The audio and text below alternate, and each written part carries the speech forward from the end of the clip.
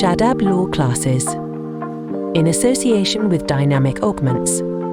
Hello everyone, कैसे हैं आप लोग। आज हम लोग जो करने जा रहे हैं वो है मॉक पेपर बीएनएस का, इवन सेमेस्टर का। तो बेसिकली देखिए, मॉक पेपर में आप लोगों को भारतीय न्याय संहिता का कराने जा रहा हूं। ठीक है, यह आपका मॉक पेपर होगा। ठीक है, इस मॉक पेपर को हम बहुत अच्छे से समझेंगे। हम ये देखेंगे इसके अंदर कौन से ऐसे शॉर्ट क्वेश्चन है जो हमारे बिल्कुल पेपर के लिए, एग्जाम के लिए बहुत ज्यादा रेलेवेंट है, और कौन से ऐसे लॉन्ग क्वेश्चंस हैं। ठीक है, बेसिकली वही फॉर्मेट हम फॉलो करेंगे कि एक तरीके से 5 शॉर्ट क्वेश्चन रखेंगे और पांचों के पांचों शॉर्ट क्वेश्चन अटेम्प्ट करने आपके लिए मैंडेटरी हैं। और उसके अलावा हम हर unit 1, unit 2, unit 3, unit 4 unit रखेंगे हम इसके अंदर, और दो दो क्वेश्चन होंगे जिसमें से आपको एक मैंडेटरी होगा करना। हर यूनिट में से एक मैंडेटरी होगा। ठीक है, और ऑब्वियसली ये 12.5 मार्क का एक क्वेश्चन होगा जिसे मैं बताऊंगा आपको अटेम्प्ट किस तरीके से करना है। ठीक है, आइए समझते हैं। तो सबसे पहला क्वेश्चन जो हमारे सामने आएगा, ठीक है, और आप सबसे बड़ी चीज मैं आप लोगों को शुरू करने से पहले ये बता देता हूं कि ये जो पेपर है ये आपको डिस्क्रिप्शन में मिल जाएगा। उसकी पीडीएफ को आप डाउनलोड कर लें आराम से, और साथ ही साथ फिर देखना शुरू करें। और जो जो मैं क्वेश्चन पढ़ता रहूंगा वो आपकी स्क्रीन पे भी आता रहेगा। ठीक है, तो ध्यान से समझें, ये एक एक क्वेश्चन इंपॉर्टेंट है आपके एग्जाम पॉइंट ऑफ व्यू से। तो सबसे पहला क्वेश्चन है, व्हाट इज द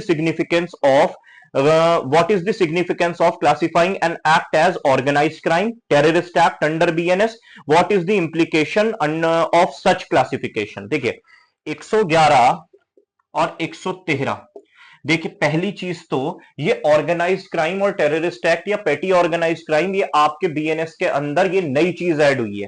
तो याद रखना, ये चीज तो मुझे खास तौर से ऐसा लगता है कि यहां से वो सवाल करेंगे ही करेंगे। एक बार आप जाके डेफिनेशन देख लो ऑर्गेनाइज्ड क्राइम की। ठीक है, कि हाँ भाई, जैसे आप नाम से ही पता लग रहा है, ऑर्गेनाइज्ड क्राइम का मतलब ये है कि काफी सारे लोग होंगे इसके अंदर इन्वॉल्व। ठीक है, तो ये सारी की सारी इंप्लीकेशंस आप देखिए कि हाँ भाई, इसकी डेफिनेशन को अच्छे से पढ़िए, फिर इसका एक इलिस्ट्रेशन और तैयार कर लीजिए आप। ठीक है, इलिस्ट्रेशन का मतलब क्या है, एक एग्जाम्पल तैयार करिए और एग्जाम्पल के थ्रू समझाइए। याद देखिए, मैं एक बात बताता हूं, कभी कभी ना हमें केस लॉ नहीं पता होते, तो हम क्या करते हैं, वहां पे हमें एग्जाम्पल्स, इलिस्ट्रेशंस बनाने चाहिए। और जब हम कानून को, खास तौर से क्रिमिनल लॉ को, मैं आपको ये बता रहा हूं, जब आप चाहे भारतीय साक्ष्य अधिनियम हो, भारतीय न्याय संहिता हो या बीएनएस हो, एग्जाम्पल्स के थ्रू समझाते हैं, तो पेपर का आपका स्टैंडर्ड, मतलब लिखने का तरीका ही अलग हो जाता है फिर तो। ठीक है, अब आता है आपका दूसरा। तो ये आपको 111 और 113 बस डायरेक्ट रीड करिए, उसकी इंटरप्रिटेशन करके आराम से, बिल्कुल आराम से हो जाएगा ये। दूसरा, define hurt and grievous hurt under BNS, how they are differentiated based on the nature and extent of bodily harm. देखिए 114 और 115, पहले तो हर्ट देखिए आप। ठीक है, ये हर्ट और ग्रीवियस हर्ट का आपसे सिंपली ये पूछ रहे हैं कि आप ये बताइए कि डेफिनेशन बताइए इनकी, फिर दोनों में डिफरेंशिएशन बताइए कि हर्ट जो है कितनी डिग्री ऑफ आपको एक्ट करना जरूरी है कि वो हर्ट होगा। ठीक है, और कितनी डिग्री ऐसी होगी कि आप उसे ग्रीवियस हर्ट कॉज कर देंगे। ठीक है, मान के चलिए आपने कोई बोन फ्रैक्चर कर दी, तो ऑब्वियसली वो डिग्री एक हाई हो जाती है। तो उसके अंदर क्या हो जाता है, आपने किसी के दांत तोड़ दिए। ठीक है, आपने किसी को ऐसे चोट दी कि वो 20 दिन तक बेड रेस्ट पे है। ठीक है, उसने, डॉक्टर ने कहा है वो नहीं उठ सकता। तो इस तरीके का, जैसे कि आपने कुछ फ्रैक्चर बॉडी के अंदर कुछ ऐसा कर दिया। ठीक है, तो इस तरीके का वो डिग्री आपको चेक करनी पड़ेगी कि ऐसा कौन सा बॉडली हार्म आपने कॉज किया है जो कि आपको डिफरेंशिएट कर रहा है हर्ट और ग्रीवियस हर्ट में। तो ये क्वेश्चन आपके लिए बहुत ज्यादा जरूरी है।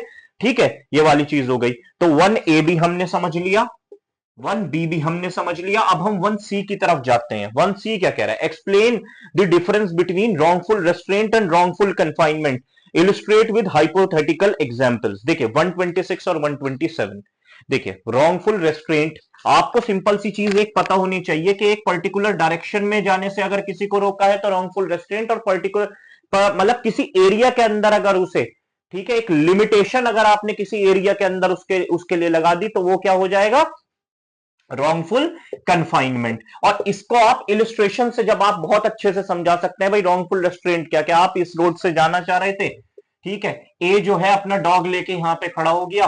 ठीक है, यहां पे तो आप निकल ही नहीं सकते, आपको किसी भी तरीके से अगर रेस्ट्रेंट किया जा रहा है या कन्फाइन किया जा रहा है, तो ये बहुत अच्छा तरीके से एक आप आंसर इस पे तैयार कर सकते हो। इसके बाद आता है what is the legal framework under BNS for handling the offences against women particularly relating to criminal force assault discuss with example. देखिए आप 63 से लेके ये जो शुरुआत है सारे के सारे, ठीक है, इसके अंदर बेसिकली जब आप देखेंगे वॉयरिज्म, रेप हो गया, वॉयरिज्म ये सेक्सुअल असॉल्ट वाले हो गए, वॉयरिज्म हो गए, डिसरोबिंग हो गया या फिर स्टॉकिंग हो गया, जिसके अंदर कहीं ना कहीं एक क्रिमिनल फोर्स या असॉल्ट इस्तेमाल है, या आपसे उन ऑफेंसेस की बात कर रहे हैं वुमेन से रिलेटेड, ठीक है, उन ऑफेंसेस की आपसे पर्टिकुलरली बात हो रही है जिनके अंदर एक क्रिमिनल फोर्स, ठीक है, या फिर असॉल्ट इन्वॉल्व है। तो ये मैंने कुछ एग्जांपल्स दिए, बहुत अच्छे से आप लिख सकते हैं इस चीजों को, ठीक है जी। Explain the concept of mischief and criminal trespass 324 329, how do these, ठीक है, ठीक है, क्रिमिनल ये मिसचीफ और क्रिमिनल ट्रेसपास सिंपल सी चीज है कि आप किसी की प्रॉपर्टी के अंदर विद इंटेंशन आपकी क्या है कि भाई आपकी कोई ऑफेंस करने की इंटेंशन है या किसी ऐसी कोई क्रिमिनल इंटेंशन के साथ अगर आप किसी की प्रॉपर्टी, तो क्रिमिनल ट्रेसपास हो गया, ठीक है। इसी तरीके से मिसचीफ के किसी का फोन लिया और उसे पटक दिया, ठीक है। इस तरीके की आप पॉइंट्स एग्जांपल्स के तौर पे आप मिसचीफ को जब पढ़ेंगे बहुत ध्यान से, तो ये वाला एक क्वेश्चन आप लोगों के लिए एग्जाम पॉइंट ऑफ व्यू से शॉर्ट में बहुत ज्यादा रेलेवेंट है। तो देखिए, तो ये वाले क्वेश्चंस तो मैं ये कहूंगा आप लोग बहुत ही अच्छे से तैयार कर लें कि इसके इर्द गिर्द ही मुझे ऐसा लगता है कि अगर वो प्रॉब्लम बेस्ड भी क्वेश्चन बनाएंगे तो यहीं से ही निकल के आएगा आप लोगों के लिए, इससे आगे की बात नहीं कर सकते, मुझे ऐसा लगता है एग्जाम पॉइंट ऑफ व्यू से।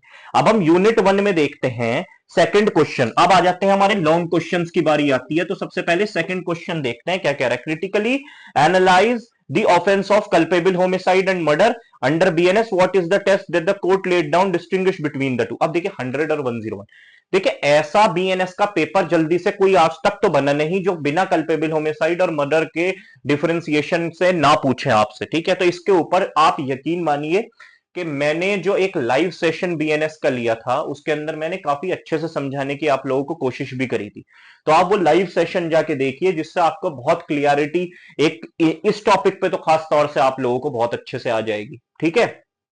तो अच्छे से समझिए उसे, वहां से जाके पढ़िए उस चीज को, रटिए मत प्लीज, उसे रटेंगे तो समझ नहीं और ना लिख पाएंगे उस चीज को, तो अच्छे से, ठीक है।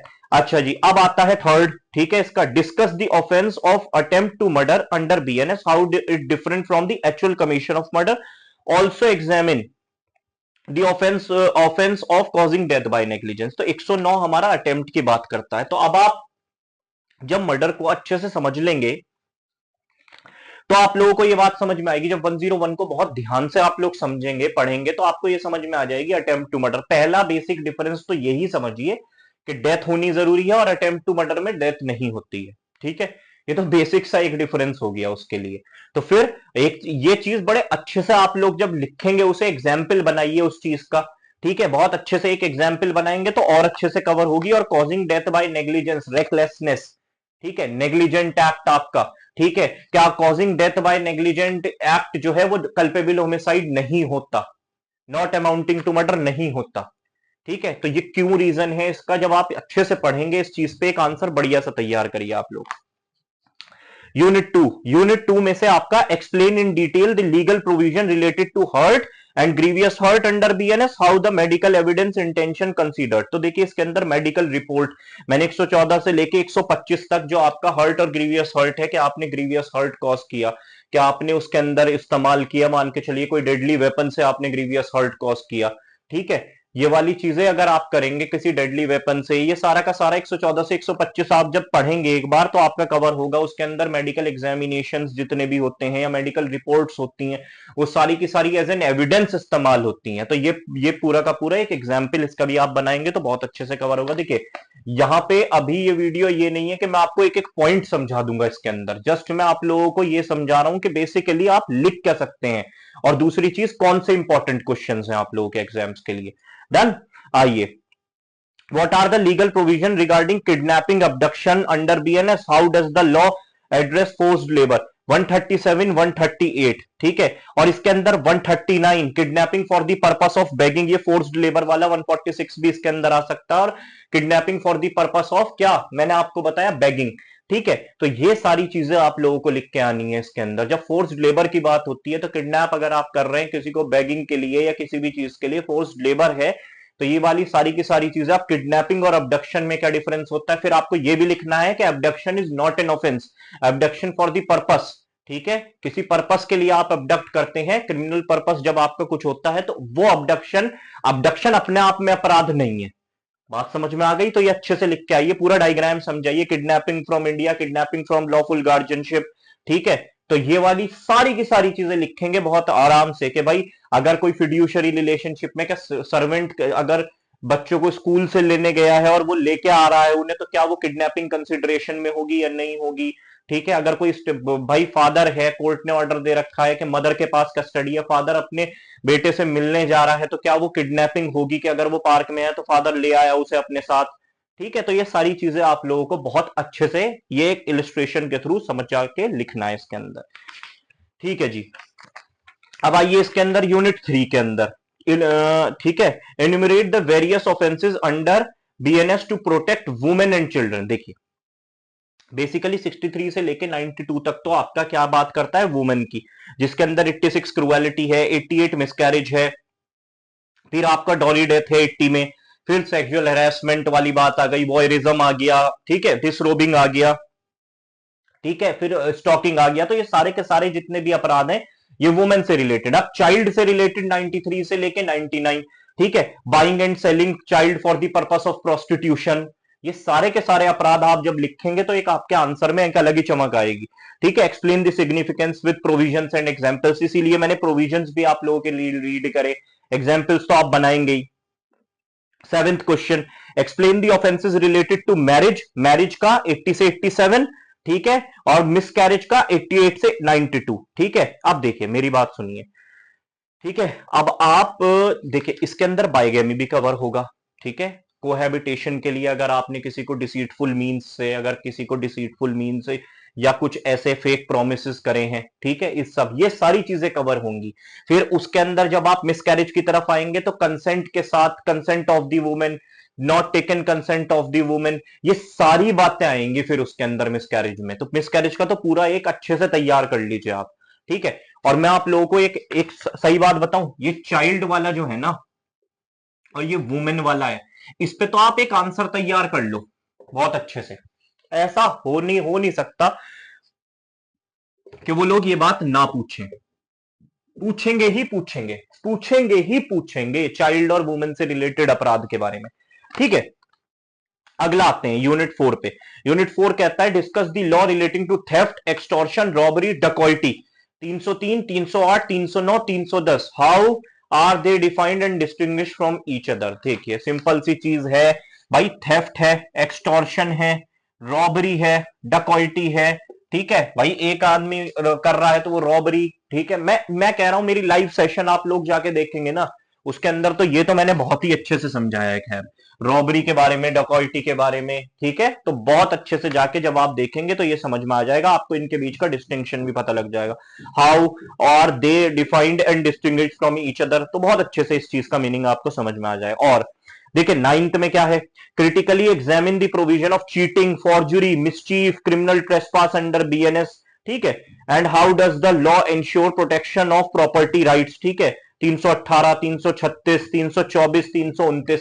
देखिए मेन मसला ये है कि फॉर्जरी, ये मैंने पेपर को इस तरीके से कंसोलिडेट करने की कोशिश करी है कि इसके अंदर आपके वो टॉपिक्स कवर हो जाएं जिनका आपको बेसिकली पढ़ना है, ठीक है। तो कहीं ना कहीं आपको culpable homicide, murder, hurt, grievous hurt, ठीक है, वुमेन से रिलेटेड और चाइल्ड से रिलेटेड हो गए, ठीक है, 1 2 3 4 5 6, इसके बाद थेफ्ट, एक्सटॉर्शन, रॉबरी, डकॉइटी, ठीक है, 7 8 9 10, ठीक है। मैं और इसके बाद रॉन्गफुल रेस्ट्रेंट और रॉन्गफुल कन्फाइनमेंट, ठीक है। मैं ये मानता हूं ये 12 टॉपिक इस तरीके के हैं, मेरे नजरिए से ये 12 टॉपिक ऐसे हैं, ठीक है। ये वाले क्वेश्चंस भी हैं कि किडनैपिंग, अबडक्शन और ये वाली चीजें, मिसकैरेज वाले भी हैं वैसे तो, ठीक है, चीटिंग, फॉर्जरी, मगर मेरे हिसाब से ये 12 टॉपिक, ठीक है, child, women, theft, extortion, robbery, dacoity, wrongful restraint, wrongful confinement, ये 12 टॉपिक तो मेरे हिसाब से ऐसे हैं कि जो पेपर के अंदर आते ही आते हैं। आप कुछ नहीं, ये आएंगे ही आएंगे, 100% आना ही आना है, ठीक है, जब आप लोग ये तैयार कर लें तो सिंपल सी कहानी है कि आप चीटिंग और ट्रेसपास, ये वाला टॉपिक भी एक, चीटिंग वाला, ट्रेसपास, मिसचीफ, ये कर लें। मगर पहले ये 12 टॉपिक, इसके अंदर देखिए मोस्ट इंपॉर्टेंट की कैटेगरी में क्रिमिनल, कल्पेबल होमिसाइड और मर्डर, वुमेन एंड चाइल्ड, ठीक है। उसके बाद आपका क्या हो गया, रॉन्गफुल रेस्ट्रेंट, रॉन्गफुल कन्फाइनमेंट। ये टॉपिक तो ऐसे हैं जो आएंगे ही आएंगे पेपर के अंदर, कोई रोक ही नहीं सकता, ठीक है। वुमेन से रिलेटेड में ऑब्वियसली भाई मोडेस्टी ऑफ वुमेन आ गया इसके अंदर, ठीक है, सेक्सुअल असॉल्ट आ गया, वॉयरिज्म आ गया, स्टॉकिंग आ गया, रेप आ गया, ये सारे के सारे टॉपिक इसी के अंदर कवर होते हैं। मगर ये ऐसा नहीं होगा कि आपको इकट्ठा पूछेगा कि वुमेन से रिलेटेड अपराध बताइए आप, क्योंकि अब चैप्टर ही बना दिया है अलग से। तो अच्छे से मेहनत करिए, कोई क्वेश्चन होता है आपका तो वो मुझे बताइए कमेंट में, मैं उसका जरूर आप लोगों को रिप्लाई दूंगा। तब तक के लिए ऑल द बेस्ट।